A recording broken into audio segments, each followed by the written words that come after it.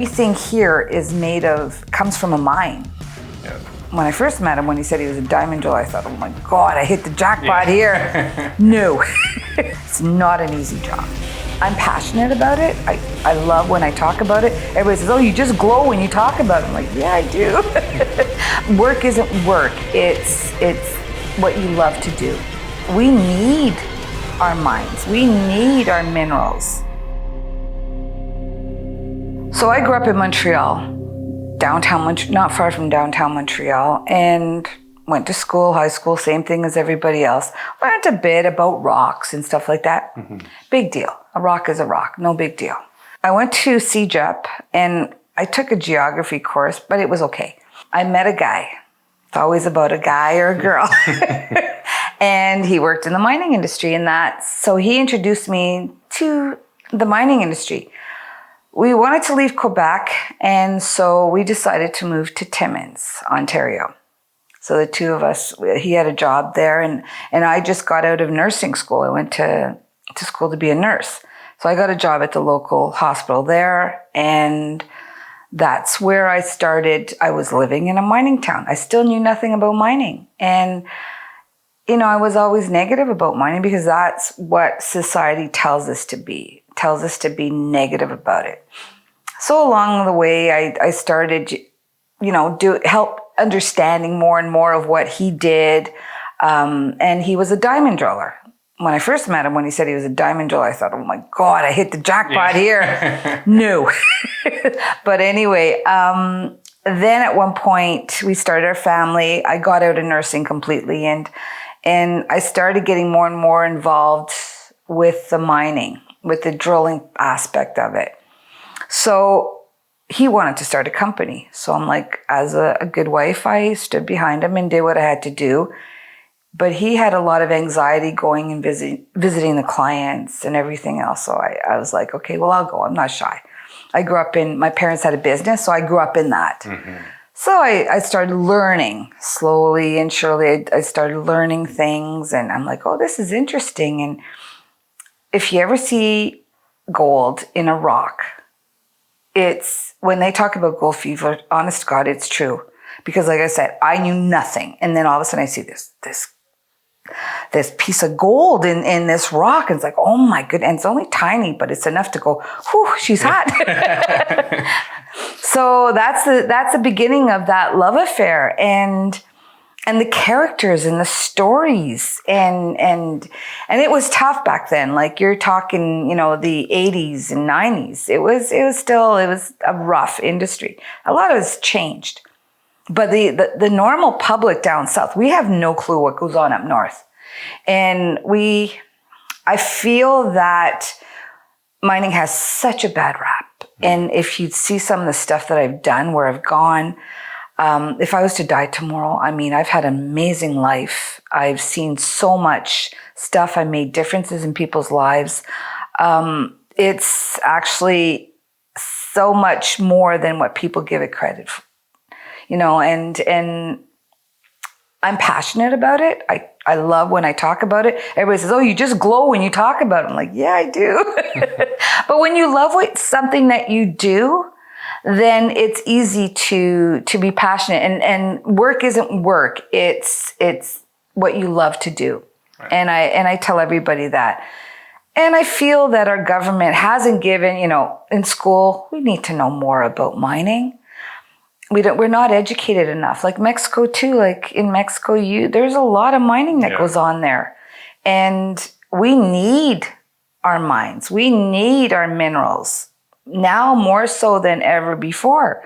So how do we change that perception is by education and by showing people, hey, it's not so bad. And I remember up in Thunder Bay, Thunder Bay used to be I ended up moving to Thunder Bay. I'm moving on to a lot. I'm going fast, but. Please do, so we can kind of get the picture. Yeah. So when I moved to Thunder Bay was known as a forestry town. Mining was there, but it wasn't a big thing. So when I got in there, I just started talking about mining, like, okay, so now we're here, we're a drilling company and we're going to be working in the area. So people were like, tell me more about this mining stuff. So I started talking and I did presentations to the schools. I did a presentation one time to the guidance counselors. And when I stood up there talking about mining, and one of the guidance counselors said to me, goes, why would I want to send our children into the pits of the earth? It's dangerous, it's dark. And I'm like, actually, you need to go into some of the mines to really understand. And it's not, you have that perception of the way it was. It's not like that. The guys coming out and they're all black, that's coal mining. We don't coal mine in Canada. So it's different. So yeah, and now like, if you see how technology has taken over and it keeps on taking over, you have a guy sitting in an office in Toronto working on a scoop tram underground in a mine up in Northern Ontario. Like the drones, just remote control. Moving. Yeah. Wow. It's crazy. Like there's so much advancement and I see a lot of people protest. And again, there's a lot of, we have a bad history. We're working on changing it, but we need to work together. I won't derail you, but the whole thing of looking back into history and making a bad history, like, who the F doesn't? How do we learn by making mistakes? And so, like, why don't you get up your ass and if you want to try to do something, Not just exactly. But your spotlight. No, that's okay. No, but I fully understand. Like we've evolved as people ourselves too. We've made mistakes in the past. And we go, oh shit, that wasn't right. We did a lot of bad things. But the mining industry always has a bad rap, even though they've evolved and done better. So regardless, everybody says, oh, it's bad. We're destroying the environment. I was at a mining conference in Toronto in March, the first week of March. They have a huge conference called PDAC, PDAC. So it's Prospectors Developers Association of Canada. So there's mining companies from all over the world, and literally all over the world. So there's anywhere from 20 to 30,000 people that come here. Wow. And if you know directly and indirectly how much mining impacts our revenues in Ontario, in Canada, it's incredible. So there's protests, and these kids were running around saying, stop the Ring of Fire. And I love the Ring of Fire. I love the story. I'm not sure if you know much about it, but it's a huge chromium deposit up in the middle of Ontario in the north, where there's no roads, there's nothing, there's First Nation communities, and it's huge. It's incredible. So the government's been trying to put a road there, and it's been, a lot of, again, the environmentalists are coming in and saying, oh, you're going to wreck everything. When you turn around and say we're going to wreck everything, you have to understand that, you're videotaping. Everything here comes from a mine. Yes. I'll have my editor insert something, old video from the UK BBC that's saying, like, this pencil. Look at this lead pencil. There's not a single person in the world who could make this pencil. The wood from which it's made, for all I know, comes from a tree that was cut down in the state of Washington. To cut down that tree, it took a saw. To make the saw, it took steel. To make the steel, it took iron ore. This black center, we call it lead, but it's really graphite, compressed graphite. I'm not sure where it comes from, but I think it comes from some mines in South America. When you go down to the store and buy this pencil, you are in effect trading a few minutes of your time for a few seconds of the time of all those thousands of people. Exactly. And most people don't know that. So when they just take it for granted. So you're holding a cell phone saying, I'm against mining. You wouldn't have a cell phone if it wasn't for mining. Right. If we go back to a little bit, maybe like a resume, like what kind of positions and tasks have you done in the mining world? Well, I owned my own drilling company. Right. What does that entail? You're saying that you were visiting. I'm a janitor. Right? I'm a HR. Psychologist, doctor, you name it. Owning a drilling company is probably one of the hardest things that you could ever do. My family, I grew up in business, and my family's had a business. It still runs till today. My brother's running it in Montreal. It's a deli. We make, they make smoked meat. And then I get into the mining industry. So it's like, oh, this is, really weird. It's very tough. It's a very hard industry. And the only way that you're going to find a mine is if you drill. And the one feather in my hat I started running the company, it was after my husband had passed away, was that I actually made diamond drilling a profession. So before, if you were a diamond driller and you wanted to look for a job, you couldn't look on the job bank because there was no positions. It was never recognized. Right. So the federal government came out, interviewed my guys, and then we started making the process of making it a profession. Mm-hmm. Before that, it wasn't recognized. It's one that it's one of the trades. Have you ever watched Armageddon? Mm-hmm. Okay, that was my crew, and they were they're great, and they work so hard. They work you have underground drillers and you have surface drillers. And the surface drillers have to endure freezing weather conditions, right. Wet, because you have to drill with water all the time. It's not an easy job. So they can get cranky. But it's, again, the only way you're going to find a mine is by drilling a hole. Right. I want to understand a little bit more of who owns mines in Canada. Are they private, government-owned, leased, land? How does that? Because the whole I know process. How to start a business. Right? You registered with the government and you start selling. Nothing. No, it's not even. This is a little more tricky. So who can you own mines in Canada? I know some countries they're not privatized.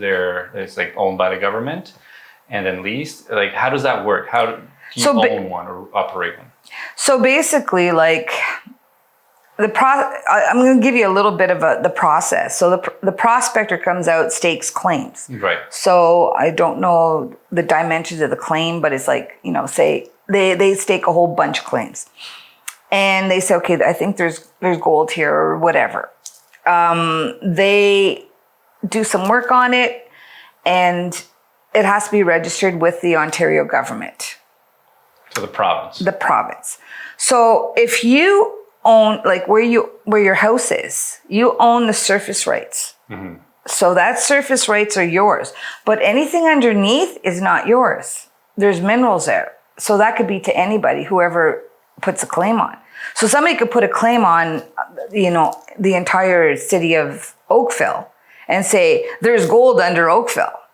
And they can, but yeah, you don't want to do that. It would be very expensive. But anyway, so that's how it starts. Okay, you go to a piece of land that's probably Crown land. Yes, Crown. And then or private too. Or private, yeah. Or Indigenous. And then you say, I want to prospect this land, or I think there's something under there. You hold a claim.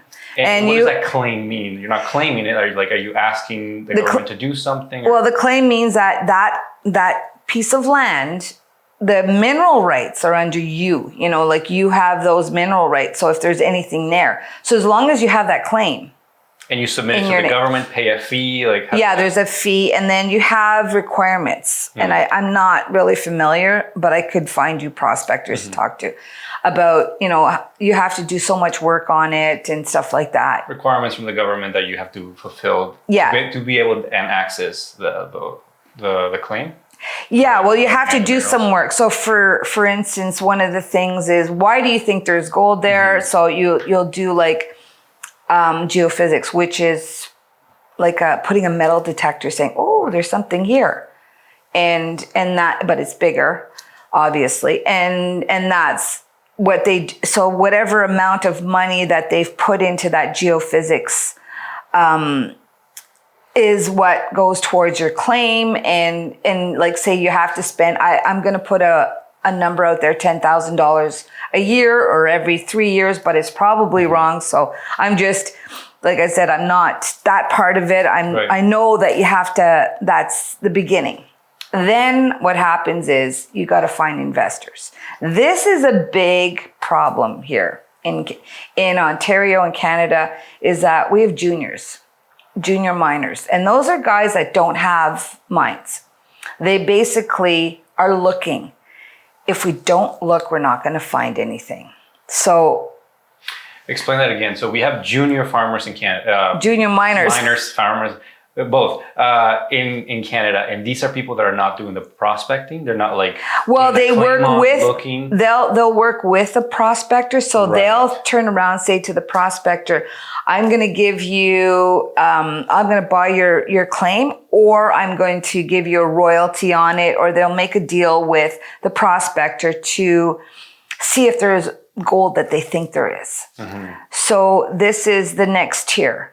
And then you got to drill. Eventually, you have to drill holes in the ground to prove it. I mean, you led it to my next question, which was like, how does one come to own a mine? You prospect, you claim it, you start developing, going through the process, which is dumping money into it, right? Always investment, big investment. Yeah. And you keep investing and you keep putting money into it. And my next question was, where does funding for mining projects generally come from? Are there specific challenges related to those funding, like to getting funding? Like depending on the size, like how does that work?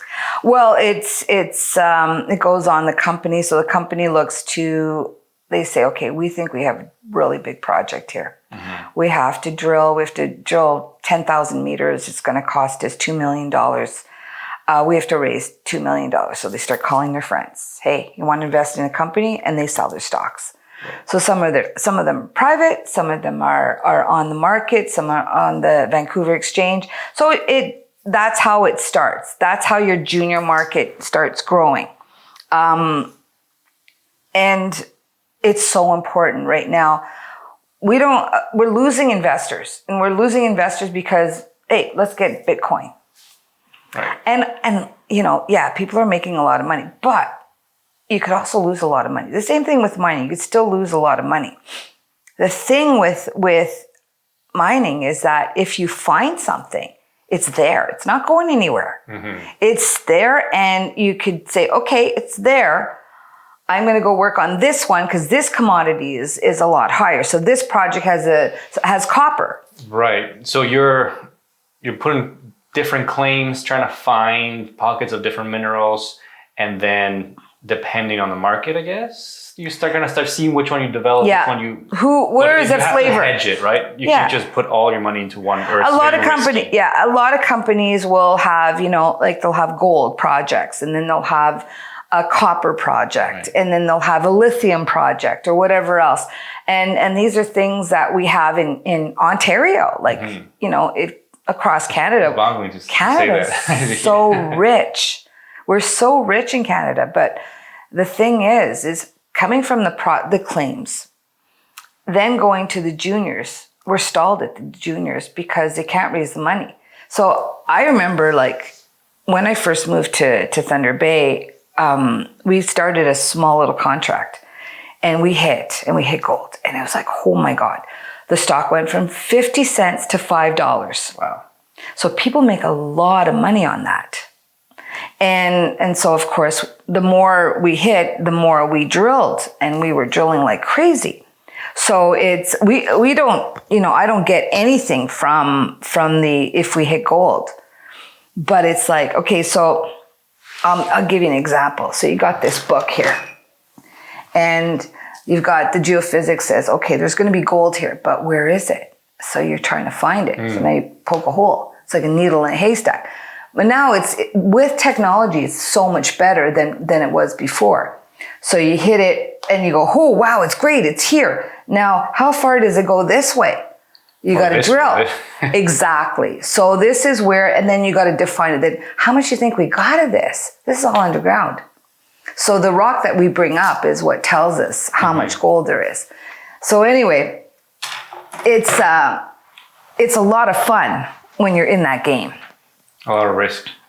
There's risk on everybody, but there's also, again, technology that we have now has really changed the risk factor. I want to go back to the funding, because I had a thought, like you were saying, there are so many other investments, right? Because there's capital is somewhat limited on where it goes, right? Yeah. Like investors put their money into the bank loans, that system, however it works. and then the capital gets invested into companies to get a return. So if there are other businesses, there are other industries that are doing better, money starts moving towards that way. But when you have the government putting a lot of fees and a lot of roadblocks in front of an industry, people don't really want to invest, right? Because it's a cost, right? Because does it give me 3 here? Does it give me 5 here? I'm going to go 5 here. That 5 is going to go down to X amount of 1% or whatever it is. Yeah. If there's a lot of roadblocks, a lot of costs, a lot of like, I don't want to get too deep into stuff I don't understand, but like the pipeline they're working, like they've already invested billions and billions of dollars, and then they stopped it, and then they're going. These people, that's people's money that they're being invested. It is. It's sad. Risk that they're not going to be getting back. But see, getting back to the pipeline here, I have a hard time getting oil from another country, putting it on a boat, bringing it here, and that's okay. But yet our oil is no good. I have a problem with that. Yeah. I think personally, I don't like to think about what people are planning and why they're doing things, because you can never know. Or it's just, they don't want to for their own personal reasons, right? People that legislate, they all have a reason. I don't know. I just know the outcome, right? Yeah. It's that we're getting oil from dictatorships and not from our own backyard. I know. And it's tough, like when you see all of this, and the same goes for our minerals. Like I feel that after COVID, we realized that we have to be self-sufficient. Oh, yeah. We have no choice. We need to. And the only way to get out of this deficit is we've got our natural resources. We've got our lumber. Our lumber is like the best in the world. And we've got our natural, water is another one. Our hydro, and then our minerals. And we can't even explore. And the big mines that are out there are not exploring. They're not. It's the juniors that are. And then they option it off. So the big mining company says, okay, we'll mine it. You guys go find it. Mm-hmm. Well, if you can't find it, we're going to be in big trouble. And I said that probably about 10 years ago. And I said, we're going to be in a big trouble, because if you're not looking for 5 years, it takes 7 to 10 years to get it into a mine. There's going to be a big gap. Going to be a problem. Even if we realize and we're like, let's get rid of all the regulations, let's get it going because we need it. It's going to take, like you said, there's going to be a gap of years until production starts going. And that's where all the permitting and what the mine companies go through. So when you say you found a mine, you have to put a closure plan in place. In that closure plan, you have to say it's going to cost $200 million. You have to take that $200 million, you got to put it in a bank so that if you go bankrupt or anything, that money's there to close it up. People don't know that. And they go, yeah, but look at the messes they left. But we fixed that. Yeah. We fixed that problem. So it's, and one of the things that I get worried right now is copper. We've got all these electric vehicles, all these homes that have to get, mm-hmm. They want to change this by, I don't know which year. How the hell are we going to do? We don't have enough copper in this world right now. You know how it works. They pass something to look nice, and then they're not empowered to follow through. No, and it's not going to, and I'm like, and also, I lived up north. I've lived in -40. Right.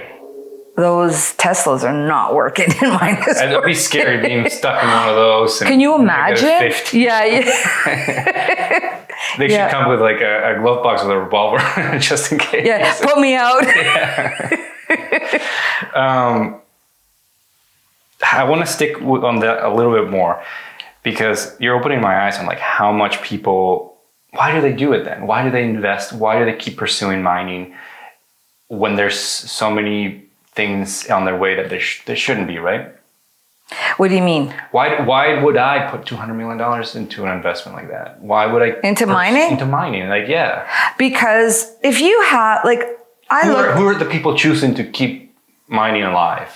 That's a better question. Us, because you have a cell phone. You want that cell phone to work, right? I want the cell phone, but I'm not in mining. Exactly. Why it's the new generation? But the thing is supply and demand. So It'll get now, to a point. yeah, and where it'll work. if you look at it, like now, what's happening is I was on a phone call yesterday with a company out of the States, and the Department of Defense is going in and funding, putting money into mining Right. out of the States, in U.S. and in Canada. So you realize that industry itself, like car makers, are going up and funding exploration on certain lithium projects. But Right. That's funny. and I have a problem with the lithium stuff. So our government right now, our Ontario government is gone and put in all this money for batteries. Where are you going to get the feed? Because we don't have any lithium mines in Ontario. We have juniors that found some lithium, but they're it's not mines yet. They're not like operational. they're not even close to being permitted. So it's going to take 7 to 10 years. So that's something to think about, So what do? So again, let's protest and stall it even more so that we don't have any lithium mines in Ontario, and we're going to have to import it from other countries. Mm-hmm. Does that kind of, when you open your eyes and you see how we should support Canadian mining, it's so important. And again, the juniors and the juniors had a bad rap. They've done a lot, in the past, again, Juniors are the people that come in and explore. Explore? They just explore. And when they find it, and when they what happens is, they call it a developer. So a mining company like Newmont or, Barrick or one of those bigger companies will buy out these mines. They'll buy out these juniors and buy their project and then turn it into a mine. Mm-hmm. And they're used to doing that. And that's what every junior wants. That's what their plan is, to find something and then poof, and then sell it off. And then you've made your money. As an investor, game of mess of developing a mine, right? Oh, you don't want to do it. You don't want to do it. I was working on a project in Duberville, and we were drilling, and then COVID hit, and I was like, oh my God, what do we do? But it wasn't a mine yet. So it was going towards a mine, and then they said we're starting construction. And COVID was in. So everything cost so much more. Right. I remember the lumber. Just the lumber was crazy. So what they anticipated it was going to cost them to build this mine just pretty much doubled. And everybody's like, why is it doubling? Well, look, we're in a pandemic. So it was wicked. Yeah. Wow. Yeah. I found it funny when you were saying that even the car developers or car manufacturers are starting to fund going back to getting the raw minerals because they know they're going to run out and they don't want their business to die. It gets to that point. No, I'll skip this. I don't know why it keeps getting pulled so much to the political, but it's just so tied. It is. It's so tied. It's tied politically. But other industries invest into mining because they need their steel to make their cars, or that's nuts. That's crazy, but it's going to be needed, right? It's just going to cost more. It goes back to something I heard that in the 60s and in the 80s, it always came in cycles, come out oh, gasoline's going to end. It's going to run out, or it's not renewable. It's going to end. And then magically, that's how they would put it, they would find new pockets of oil to be refined. But how it was explained in this video, that makes a lot of sense. It's we're not getting anywhere near to being run out of oil. The thing is that there's oil everywhere, but it's just a little more expensive. It's harder to get, yeah. In Canada, there's a ton of oil, but it's a lot more expensive to get, which means the economics doesn't make sense. But when the oil prices hit a certain point, then it will make sense for people to go prospect and find and extract that oil in Canada, which will be a little more expensive. Is that basically the same thing for? Pretty much the same thing. And there's areas in the States that are very, very rich in gold. And there's a lot of gold. But you could have a lot of gold in a small pocket, or you could have a little bit of gold in a huge pocket, which amounts to the same thing. Mm-hmm. Okay. Can you give us a quick view of Ontario, Canada? Like, what kind of minerals and mines are there in certain areas? Because I don't know. I don't think most people know. I know. I know there's a lot of gold in Northern Ontario because, I mean, I've been to Timmins. I know Sudbury and whatnot. Yeah. So Sudbury is nickel. Nickel? Have you heard about the Sudbury impact? Mm-mm. Okay, so millions of years ago, a big meteor hit in Sudbury. Right. And it created, Sudbury is so rich with minerals because of that meteor that hit. Actually, when I had my drilling company, there was a bunch of professors from the University of Lakehead that wanted to find out if the rock had flown as far as Thunder Bay from that Sudbury impact. And so I went and I drilled them a couple of holes for them to prove that. And it was proven that the rock flew as far as Thunder Bay. So think about Sudbury to Thunder Bay. So the rock or the meteor broke apart, and you're saying that it landed. The rocks, big impact, and then everything just flew. Wow. Yeah, so that's crazy.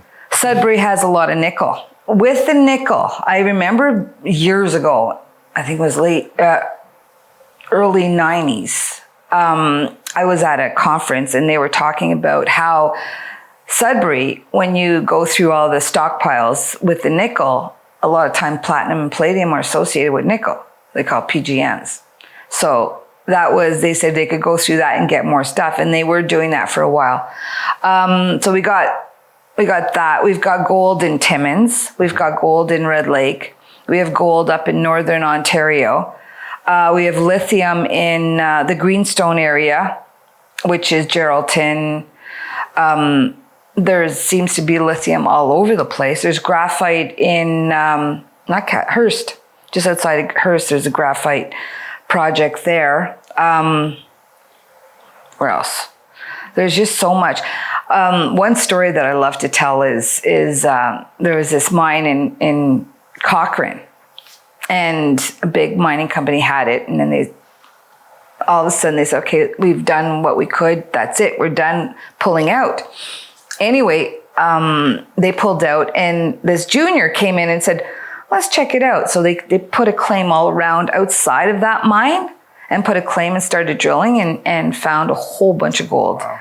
And that now is called Detour Gold. And it's huge, and it just keeps getting bigger. Low grade, but lots of gold in there. So, yeah. It's I don't know what, but I'm excited. I don't know if it's you giving this energy. It's like, it gets you excited. It's the possibility of like finding something. Yeah. It's almost, I don't know if it's like almost finding like dinosaur bones or like aliens, like UFO. Like, it's something exciting about the search and the adventure of finding something that's there, but you don't know that's there. And is it that's exciting this whole time or just right now? Oh, well, you know what, like I said, it's not easy. Right. It's really not easy. It's exciting where you have a bunch of geologists that say, I think we're going to hit on this one. And then you go hit and you're like, oh, it's like, oh my God, yes. And yeah, it's crazy. So getting back, we have diamonds too. That's another interesting story. More about in Ontario? Actually, yeah. In Northern Ontario at Attawapisca, De Beers, which is a South African company, they were exploring. For the longest time, De Beers had the monopoly on diamonds. And they said there's no diamonds in Canada. And then all of a sudden, there was a couple of people that said, oh, let's look. We got... And with diamonds, you have to have this kimberlite pipe. And so they're looking for these pipes, and they're saying maybe there's diamonds. What is that? It's a process that happens in the ground when I'm not a geologist, so yeah, it's very complicated. But anyway, it's just take that word kimberlite pipe, and we can Google it after. Yeah. So anyway. So this one prospector said, okay, there's got to be some. And his daughter just got out of school for a geologist, and they were drilling. They raised $1 million, and they were on their last hole, and they hadn't hit anything. And then all of a sudden, the driller calls the geologist, you better come and see this. And they had a big diamond in the rock. And they hid that. And I have a Canadian diamond, and I'm telling you, like, I'm so proud of our diamond industry is incredible. And when my husband proposed to me, the one thing was like, if we're going to get married, I need a Canadian diamond because I'm not, I got to support my mining industry. What about the rest of Canada? We want to do like by province, like what kind of things? Okay, so we've got we've got Ontario. Quebec has got lots of gold. Mm-hmm. They've got asbestos, iron ore, all that stuff. Newfoundland right now is finding lots of gold and other minerals. Then we go to Manitoba. Manitoba has a lot of gold. They're starting to, because Manitoba was pretty much farming. Mm-hmm. Have you ever been through Manitoba? No. It's flat. Yeah. Well, yeah, and then Saskatchewan's flat. Yeah. Saskatchewan has uranium, and that's really picked up. So it's interesting. And they also discovered some oil in Saskatchewan. In Alberta, we know what Alberta has. BC has a lot of gold as well, but very hard to get at. Mm-hmm. So they fly the drills in these bad areas, and they do the drilling that way. Okay. Yeah. It's like my sister's a biologist up north, right? She's still a biologist, but now she works for the MTO for the roads. But that's how I got introduced to the north, because I used to live, like I grew up in the area, like pig farming areas, like Brussels, Ontario, Petrolia, Ontario by Sarnia. Like that's where I grew up. Actually, Petrolia, Ontario, their museum says that was the first place in North America where they started drilling for oil. And they have their little oil. Oh, really? I didn't know that. Sometimes in summers, they'll get whiffs and you'll smell the crude oil still. Oh, really? I don't think many people know that. But anyway, like she went to university for biology, became a biologist, and started looking for jobs, and not much around here. So there was opportunities to go up north to Timmins, and she took it. She went up there and started to jumping around in the Ministry of Natural Resources, try to get a full-time position, a permanent position, and became a biologist in Timmins for a little bit, and then the permanent position went up to what is the name of that tiny little place? Iroquois Falls? Where is it close to? It was like, I have terrible memory. It's okay. we'll see. But like, yeah, she went up even further up north. Not Cochrane, eh? This is going to kill me. Anyway, it'll come back to Foliette, there's all those.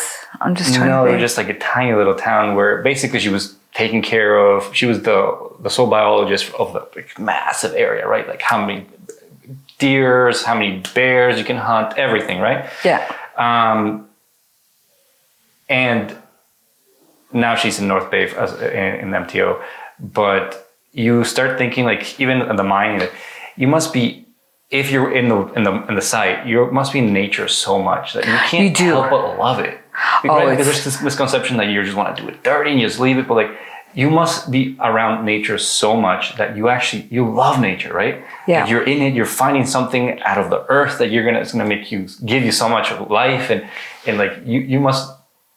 Is it a misconception, or do people generally love nature out there? Anybody that works in geology, they love to be outdoors. Mm-hmm. So, like you don't want to go and pollute the waters. Right. I think years ago, people didn't know the consequences. So now it's like, you can't do that. Mm-hmm. So it's the community, the mining community is like, we don't want to pollute. We don't want to pollute the water system. We know how important the water is. We know how important the land is. The animals, you don't want to hurt an animal. I don't know a lot of geologists that are hunters, to be honest. Really? I remember one time, we had a problem with bears, like really bad. And so anyway, the geologist comes up to me, and I was going out to the job site, and he said, "Barb, don't go." I said, "What's wrong?" He said, "The bears here are smart." So What do you mean they're smart? He said, I watch it open the door, steal the driller's lunch, and then take it out and then close the door. I said, are you sure it wasn't you? He goes, no, it wasn't.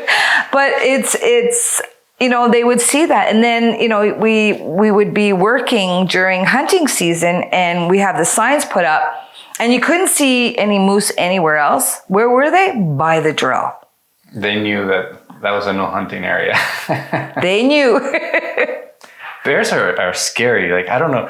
Is it common to get attacks or just when you're out there, or do they just kind of stay away? They know. They're scared. They're scared, but you don't want to corner them. Right. So, you know, like I always teach the guys, I said, you know, make sure that I'm trying to get that there's no food. It's not worth it. Take the garbage out, you know, out of your drill and bring it, dispose of it because the bears are going to be there. But they, we use this thing called rod grease on the rods when we're drilling, and it's petroleum. It's grease. Mm-hmm. If there is a pail of rod grease, they will get into it and lick it clean.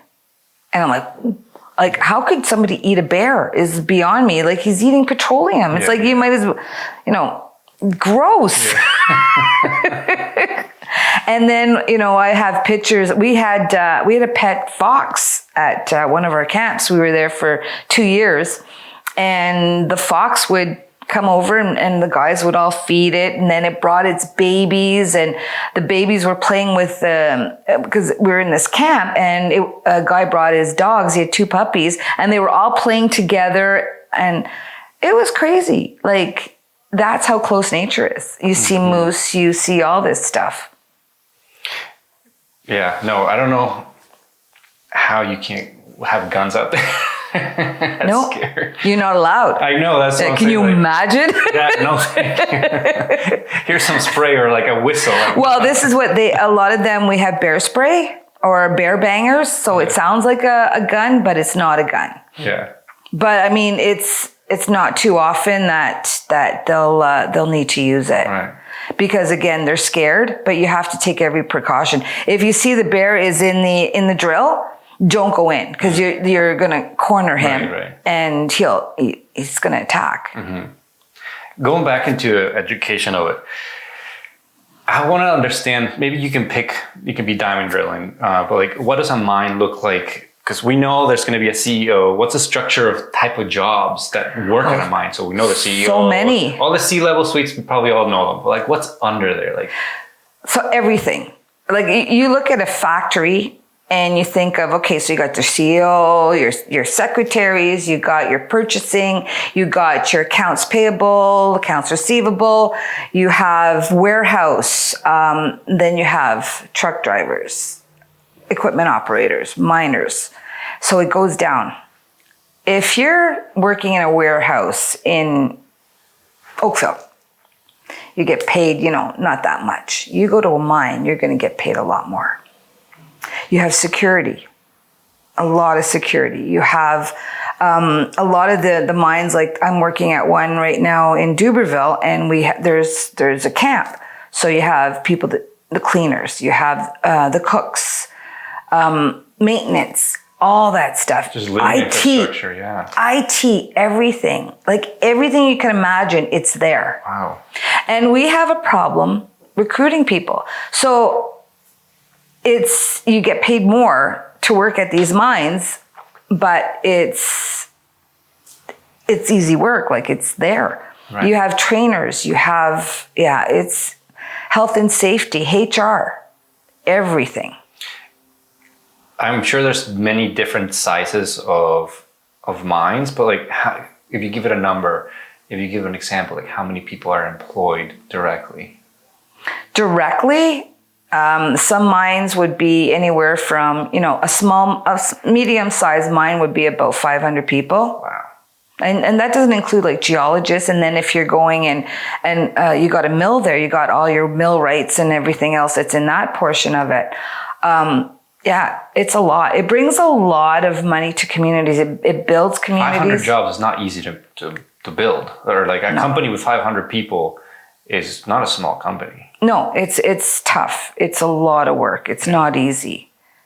Naughty. And you know, I'm not going to beat around the bush. It's a dangerous job. It's not for everybody. But if it's for you, it's a job for life. Some people need a little danger, a little yeah. excitement. Well, a little challenge. Yeah, exactly. Like I used to say that with diamond drilling. I said, diamond drilling is not for everybody. But if you love it, you know, you're going to love it. So it's good. What do you see if we talk about now? Like what's new in the industry? Is AI something that people are thinking about, or like you were saying that you could remotely operate this excavators now? Like what's how far are we? Like what's going on in technology right now? Mining? It just changes every day. Yeah. It's like reducing risk of finding stuff with. You know, we could go and scan core right now and it'll tell you where you have your mineralization. So before you had to take a geologist and look at it and say, okay, I think, you know, this is the type of rock is in there.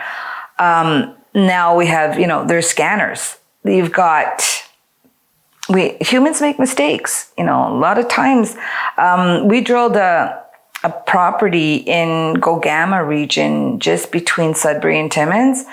And this was in the early 1990s. And now it's a mine, it's Cote Mine. And I drilled Chapleau. Yeah, Chapleau, I know.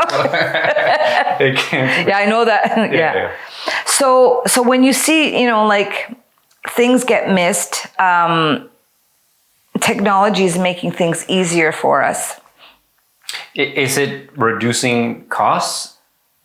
Is it do you see more people coming into or taking more risky ventures because the technology makes it a little easier? Or? Well, you know, before it was like you had all the indications that here's going to be some gold. Right. But now, and a lot of times, like I remember back in the 90s, like they were called max mins, and it was like sometimes you get a positive because you thought, you know, there was a good, there was something down there. And then it was like, oh, it was a mud seam or something, you know, like, so now we actually have more. Right. We have more information, and more information is great. What's something that technology is not going to change, or AI that is not going to change? Like, is it permitting? Where is people's hands always going to be in mining? Is finding it, right? Defining it. You always have to have somebody there and investors. You know, one of the things that we're getting back to the government, and I wish that our government would mandate some of these retirement funds, these unions, to invest back into our country. Let's take care of Canada, because they're doing it down south. Now, you know, in January, things are going to be different. Why are we not doing that? Right. Something to think about, eh? Like even if we took 1% of the investments that they do and put that in junior mining, it would make a world of difference. The amount of things that we would find be great. What do you think are some of the myths that you hear the most about mining, or misconceptions that people have about mining that are completely wrong? Well, one about the danger aspect. I mean, all I hear is health and safety. And I mean, if you hear how many times a truck has killed somebody on the roads, and then all of a sudden, you know, that's forgotten, but somebody died underground, it hurts us. But it's like, it doesn't, when it happens, we're all like, ugh, you know, like it's the worst thing. And we're thousands of people in this industry. Right. It's not, the health and safety in a mine is incredible. When you hear of explosions, and I keep telling people, I said, the explosions is because it's a lot of them is coal mines. I worked in Sweden, and there was methane pockets, and they would light them on fire underground. Wow. And I'm like, I'm out of here. You know, we're lighting it up. But they said, but they're only small pockets. But I'm like, what if it's a big one? No, they're only small ones. What if it's, you don't know? So I'd be running out of the mine because I didn't, you don't know. That was in, late 1990s, early 2000s. There's no, things don't happen like that. Nobody takes chances. What keeps you excited right now about it, mining? What keeps you going and keep working in this industry? The things that we've done. I've worked in Dominican Republic. I've consulted in Africa, in Sweden, worked in Sweden. And I see a lot of things. I just love to explain to people that it's not so bad. And you could always say something's so bad when you have no idea what you're talking about. Mm-hmm. But you can't be a hypocrite. Like, you can't hold a cell phone and say, I'm against mining. Mining's terrible, blah, blah, blah. And it's like, no, it's not. You got this because of the miners. So, recognition for the miners that are working so hard to go and bring us everything that we have today. Right. I have a big appreciation with people like in the trades and really literally keeping the lights on. I know. We don't even just flip it on, it comes on. Yeah. And like a lot of places in the country, some places in the US, there's like brownouts and stuff and you don't have electricity. But like, when was the last time really, other than a big snowstorm, you don't have electricity? And how many people are waking up every day, going to their jobs, doing this, and like keeping everything going for us to have a good life. Yeah. Life. Yeah. So like, it's something I really like. Is there anything we didn't discuss that you think we should? The First Nations issues. Sure. Working with communities. I think when I lived in Thunder Bay, I did a lot of training with the First Nations, and I loved it. It was great. And a lot of times people say, oh yeah, we're going to work with the First Nations and the Indigenous communities, and they don't. And I come across so much. And I remember one time I went and I was helping the college in Thunder Bay to put through a course. So there was myself and another drilling company, and we would go and we would, bring the guys onto the drills and watch them and give them some pointers. And I would go tell them what I was looking for in an employee. And it helped them. And again, like I told you, some of them, it's not for them. And I would say to them, if you don't love it, don't do it because you're going to hate your job. Yeah. But some of them just are really good at it. Anyway, I feel that empowering people is one of the things that I love doing, where people, a lot of times people are, how can you say it? No self-esteem. You're not working. What are you good at? You don't know what you're good at. And you find something that you're good at. You love it, yeah. You love it. Yeah. And then it's like, oh, I love this job. And I've watched these guys go from nothing to being like a foreman. Mm-hmm. And it's, to me, that was the greatest gift I could ever get, was to see people do well. It's so, I think a lot of people lack empathy because they're thinking like, how could you love doing that job? That's like, ugh, like why? Like, cold, this, hard. But I'll give an example. My mom has a company that does international recruitment for different industries. And one of her clients, who's a pig farmer, I used to have, well, you can only have certain size in farms in Canada, or pig farms in Canada, because of regulations and whatnot, and it's not profitable to go any bigger. But he had his farm, he had people from Ukraine, he had people from like this and that mismatch, no experience, nothing, like literally. Like, you need a job, sure, I'll do it, but I've never seen a pig in my life. So the place was, I won't name it because I don't want to embarrass him, but like the place was sad, like rodents, like it was just sad, because nobody wanted to be there. a pig farm's no happy place. It's No. kind of dark. It's like the pigs are always screaming. It's like, it sounds like a horror movie.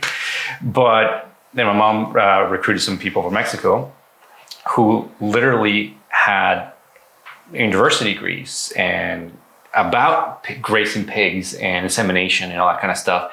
And they love doing that. Like, who would like that? Well, they love it. Somebody and they love helping the pigs, and so they're healthy and making sure that they have space and making sure that they're being fed and making sure that they can stay. One of them was saying like this new thing that that would be nice is like if you give the mom pig, the sow, a little hay bale, like a little thing, and leave it in its cage, it'll start picking at it and making a nest for its little piglets. Oh. It's like. And he loves working at the pig farms. Yeah. So basically, she replaced everybody he had, with Mexican people that love what they were doing. And every time he calls my mom, I was like, "Hey, how is this possible? I'm doing better numbers than people in Europe. There are farms that are like crazy. Like I'm matching the best farms in the world in production. Yeah. But that's just like there's people that love their job in all aspects. So like." I was just adding to what you were saying. I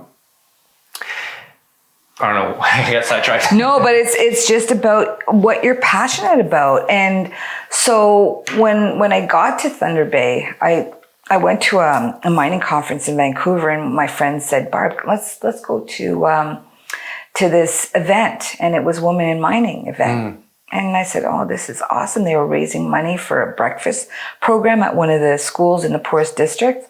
So it's great. So then I wanted to start a Women in Mining in Thunder Bay, and it's taken off. It's run right now by a bunch of amazing young women that are just doing it. Like they're doing a great job. And it was so hard for women to get into the industry too. It was, I don't know when the last time, but many years ago, if a woman went underground, it was considered bad luck, and all the miners came out. Like a ship? Like yeah. A lady in white dress? Is like No, you're out. They would leave. It was superstitious. Yeah. And so now, they're trying to get as many women as they can into the industry. And again, it's tough. It's not an industry for everybody, but if you love it, great. I think it comes back to what you were saying about education. Like I remember, I think I'm just about old enough to reflect into when I was younger, and when I was out of high school, I didn't know enough career paths. Like I was in a small town, social media wasn't really a big thing. Yeah. Like I just didn't know what kind of jobs there are and what kind of things you could do. So like you're really pigeonholed into, like I was from Mexico, I moved around a lot. So like I knew I wasn't gonna get stuck in my small town type of cliche. Yeah. But if you grow up like that and you don't know, like you just get pigeonholed into like doing the same thing your father did, which is honorable, it's beautiful, but at the same time, maybe you don't love it.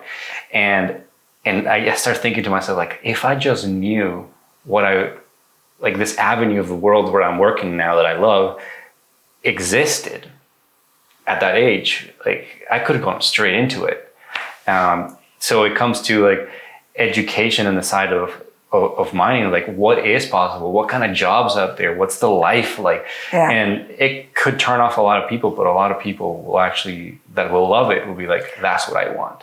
Well, speaking of that, I met this young girl through emails, and she was asking me, she said, "I want to learn about the mining industry. I'm really interested in the mining industry." I said, "Sure." And so anyway, I started texting her. I was guiding her what she should be doing and everything else. And so she took the courses and she got a job at the mine, and she loves it, and she's amazing. And again, you don't know about it until somebody will go and say, "Have you thought about mining?" And nobody, and our kids, there's seriously, there's so many opportunities. What direction are you going to take? And parents try to shelter their children as much as they can. To be honest, when I took over my business, I have 3 daughters. They were all working with me in the business. So one was in the office. She was my sidekick, my oldest one. She now works for Indigenous Canada.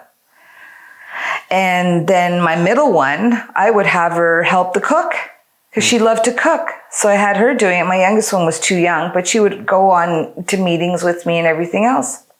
So my girls were always involved, going to the camps and meeting the guys, and they had a taste of it, but that portion. But there's so much more. When they got older, none of them went into mining.